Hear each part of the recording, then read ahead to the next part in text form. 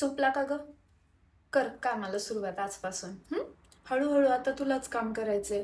स्वयंपाक करून घे हळूहळू आणि गार पाण्यात हात घातला तरी चालेल. डिलिव्हरीला फक्त 15 दिवस झालेत. मी अजून 2-3 दिवस रेस्ट करते. माझी खरंच खूप कंबर दुखतीये. मी करेल काम हळूहळू जसं मला जमेल तसं. चालेल? मला काय बाई तुझ्या आईवानी सगळं आयतं हातात तुझ्या आणून द्यायला जमणार नाही. थोडं काम तू कर, थोडं मी करते. आता तुला बी 15 दिवस झालं हालचाल करायला पाहिजे. आमच्या वेळेस असं नव्हतं. आम्ही डिलिव्हरी झाली त्याच्या दुसऱ्या दिवशी कामं करायला सुरुवात केलेली. काय आजकालच्या पोरींना झाले काय माहित. बाळ खूप रडतंय. एकदा बघता का नक्की का रडतंय? म्हणजे पोटात वगैरे दुखतंय का तुम्हाला समजेल बघता? माहेरात काय सारखी मांडीव घ्यायची सवय लावलेली दिसती तू त्याला.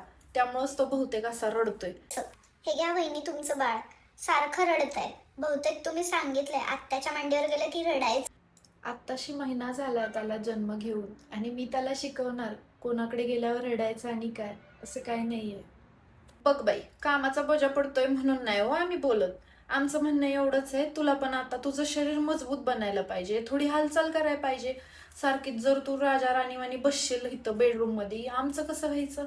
आणि आम्ही बी त्या नातवाला कधी खेळवायचं? आमची बी सवय पाहिजे त्याला.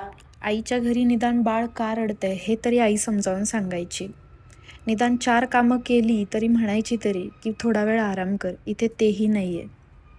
खरं तर बाळ म्हणजे यांच्यासाठी फक्त एक ओझं आहे. त्यांना वाटेल तेव्हा चांगलं, त्यांना रडायला लागलं की त्रास, बाकी काही नाही. नाही डिलिव्हरी कर आम्ही आहोत म्हणणारे आता सगळेच गायब झालेत.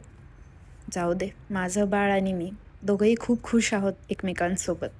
आणि तेच खूप महत्त्वाचं आहे. आम्ही आहोत एकमेकांसाठी ही फिलिंग असणं महत्त्वाचं आहे.